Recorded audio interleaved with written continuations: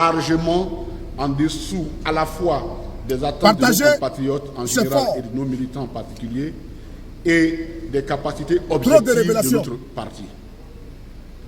À la suite des différentes séances ci-dessus rappelées, le PPACI a dégagé les causes de la mauvaise performance à ces élections et en a tiré toutes les leçons afin de se projeter dans le futur. Ainsi, le PPACI a identifié plusieurs causes liées essentiellement à l'organisation et à la sincérité des scrutins ci-dessus rappelés. Premier point relevé, la faillite de la CEI. Les doutes maintes fois exprimés par l'opposition ivoirienne en général et le PPACI en particulier sur l'inaptitude de la CEI à organiser les élections justes et transparentes se sont avérés manifestement au cours des dernières élections. Le parti fruit flagrant de ses membres, des membres de la commission, à divers niveaux, a été visible et manifeste. Pour nous, la CEI est la première complice, si elle n'en est pas l'initiatrice, de la multitude des cas de fraude qui ont défié toutes les règles basiques de la morale. Les nombreux recours introduits devant le Conseil d'État témoignent du manque de fiabilité de la CEI.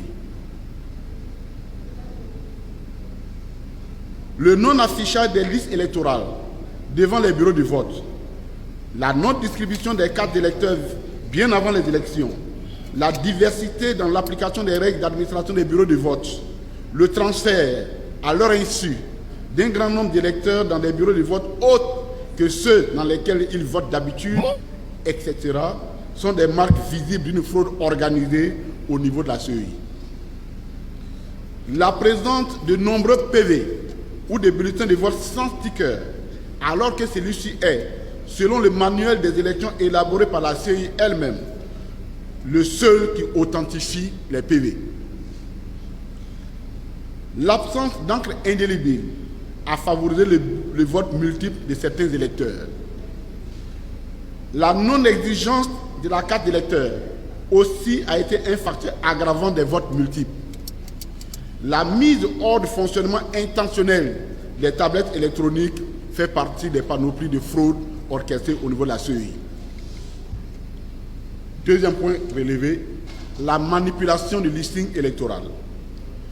Pendant la période du contentieux électoral, le PPACI, à travers son organe de lutte contre la fraude, CEF, a mis en exergue les nombreuses irrégularités qui figurent sur la liste électorale. Les cas les plus flagrants sont, entre autres, la présence de nombreuses personnes décédées sur la liste électorale, la présence également de personnes à la filiation incomplète ou totalement inexistante, ou encore visiblement fausses. Sont autant d'anomalies qui sont les entorses aux dispositions du Code électoral, notamment son article 7.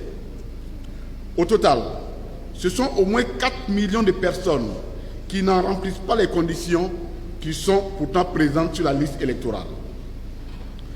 Malgré la pertinence de la requête de rectification de ces anomalies formulée par le PPACI, la CEI, contre tout bon sens, a maintenu les 10 anomalies dans le listing électoral. Ces anomalies ont servi de moyen de fraude pour les candidats du régime et tous ceux qui pouvaient en tirer profit, notamment par les votes multiples pour un seul électeur que l'on a relevé partout sur le territoire national. La manipulation du paramétrage informatique de la CEI pour organiser pour des résultats préfabriqués. La grande fraude. L'autre point, la grande fraude. La fraude s'est manifestée sous plusieurs formes. L'une des formes remarquées, c'est la transhumance, qui consiste à convoyer des personnes d'une zone géographique vers une autre juste pour voter un candidat, est devenue une constante des élections en Côte d'Ivoire. Elle s'est particulièrement manifestée au cours des 2 scrutins du 2 septembre dernier. Les votes multiples de certains électeurs ont été également relevés par de nombreux candidats. Toutes ces fraudes n'ont été possibles que par l'achat de conscience des électeurs. Nul ne peut, de bonne foi, contester que des sommes faramineuses hors de portée des candidats du PPACI ont été distribués par les candidats du pouvoir pour acheter le vote des électeurs. Cette pratique, à elle seule, constitue la preuve que la corruption dans la gestion des affaires publiques sous le RHDP est la chose la mieux partagée, au point où elle ne dérange plus la conscience nationale. Autre point, le parti pris de l'administration territoriale. Dans plusieurs localités, l'administration, notamment territoriale, s'est montrée partisane au profit des candidats du RHDP. Elle a ouvertement œuvré à empêcher toutes les initiatives prises par l'opposition pour combattre la fraude. Elle s'est également manifestée par la délivrance de faux récépissés d'identité à des électeurs indus. Autre point, la partialité des forces de l'ordre. Les forces de l'ordre ont, dans divers endroits, assisté passivement à la destruction du matériel électoral. Elles ont par contre été brutales avec les opposants qui ont essayé de s'opposer aux manœuvres frauduleuses des candidats privilégiés du régime. Notre point, la manipulation des textes électoraux. Le 23 juillet 2023, soit en moins de 2 mois avant la tenue des élections locales, le chef de l'État a pris une ordonnance pour changer certaines dispositions du code électoral, notamment celles qui se rapportent aux élections sénatoriales. Ces modifications ont été faites pour permettre la tenue des élections sénatoriales à la date voulue par le gouvernement en raccourcissant les délais initiaux. Ainsi, les délais de contentieux des élections locales ont été réduits d'office par le chef de l'État. C'est d'ailleurs la deuxième fois que le chef de l'État procède aux modifications du code électoral par voie d'ordonnance, après celle du 8 avril 2020. Cette approche unilatérale du chef de l'État de réviser le code électoral dans des conditions qui ne se justifient pas constitue une entorse à la démocratie. Notre collaboration avec le PDC et RDA. Nos compatriotes portent beaucoup d'intérêt à une alliance électorale entre le PDCI, le PPACI et le PDC et RDA. Les dernières élections ont été un test grandeur nature de cette alliance. Les deux partis se rencontreront pour évaluer leur collaboration pendant ces élections et envisager le futur. Au total, le PPACI se construit le RHDP s'est construit une légitimité institutionnelle et censitaire qui est contraire aux valeurs démocratiques. Je voudrais vraiment expliquer pour que vous compreniez de quoi nous parlons ici. Tout a été mis, toutes les administrations, toutes les institutions de l'État de Côte d'Ivoire ont été organisées et mobilisées pour que le RHDP arrive au résultat qu'il a voulu. Eh bien, toutes les institutions, y compris les deniers publics de l'État, ont été utilisés par des candidats du RHDP pour arriver à ces résultats-là.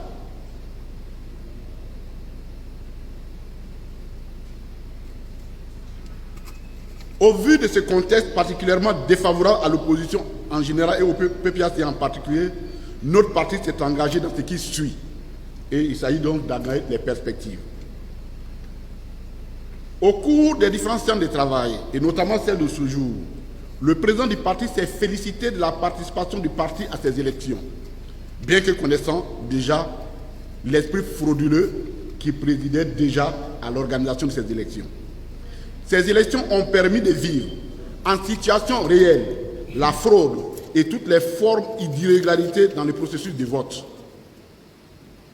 Le président du parti a appelé à une remobilisation des militants. Frères et sœurs, à ce soyez propos, salués chez vous. le président Partagez, du parti a mettez des demandé cœurs, la c'est poursuite de important. l'implantation du Partager, parti. c'est informer. C'est de ça qu'il s'agit.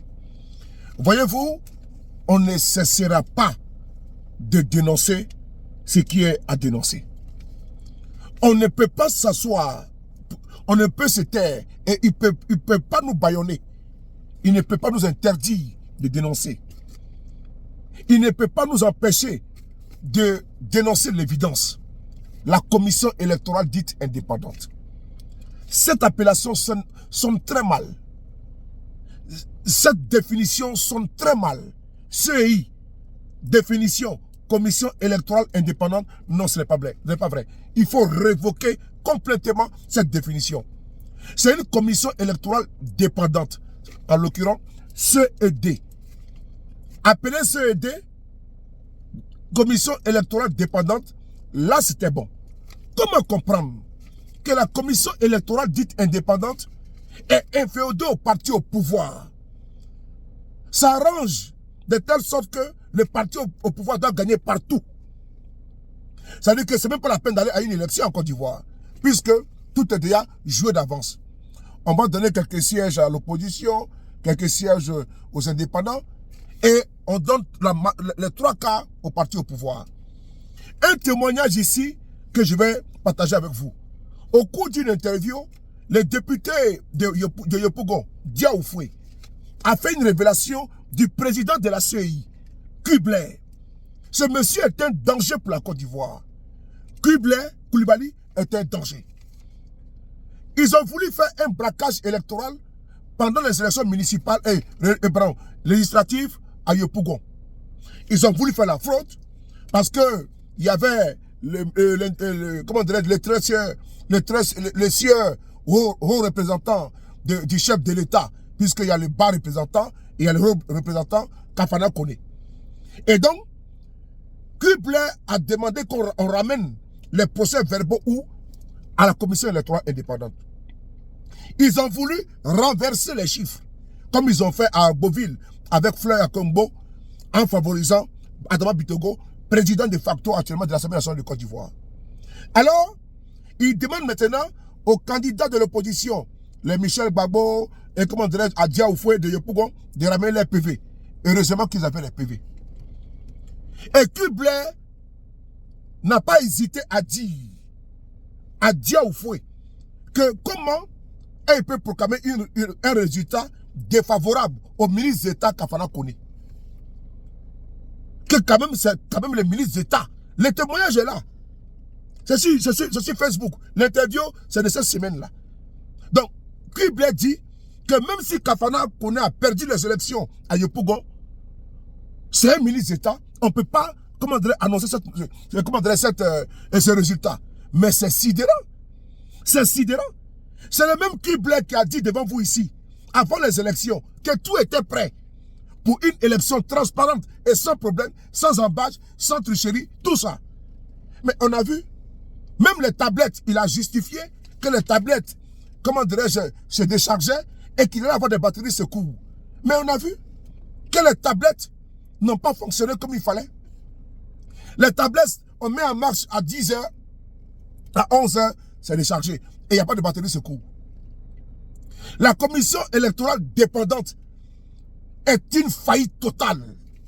Et cette commission-là, comme nous l'avons demandé à plusieurs reprises, il faut dissoudre cette commission électorale indépendante. Parce que tant que cette commission électorale indépendante sera là, le RHDP va toujours gagner les élections en Côte d'Ivoire. Mais quand ils proclament Urbi et Orbi, qu'ils vont rester au pouvoir jusqu'en 2050, mais ils comptent sur le laboratoire à fraude, le laboratoire à tricherie, qui est la commission électorale indépendante, parce que tu gagnes dans ta localité, mais dès l'instant ça arrive à la centrale, mais les résultats changent. On a vu le cas avec Kawoli, le candidat indépendant de Ferké, qui a gagné les élections sans tricherie, rien. Mais il décide au Conseil d'État d'invalider sa victoire. Mieux, ceux qui ont gagné les élections des indépendants, les victoires seront, invalidées, puisque après avoir, comme ils ont vu la flagrance était là, s'ils avaient fraudé, ça allait créer des grabuges, ça allait être trop évident, donc ils passent maintenant par le Conseil d'État. Frères et sœurs de la Côte d'Ivoire, l'interpellation une fois de plus du PPACI nous demande combien de fois on doit redoubler encore d'efforts, mettre les égos de côté et trouver la solution sur le corps contre ce régime de tricheurs. Parce que sociologiquement, politiquement, scientifiquement, le RDR est un parti minoritaire en Côte d'Ivoire. Le RDR, appuyé par des forces de défense et de sécurité, comme ils l'ont fait en 2020, s'agrippe au pouvoir. C'est un pouvoir putschiste. Ils ont fait un coup d'État, contre la démocratie. Ils ont fait un coup d'État constitutionnel et ils font des coups d'État électoraux à chaque échéance électorale. Alors, on doit trouver les remèdes. Partagez cette vidéo, partagez nombreux, partagez, mettez le cœur.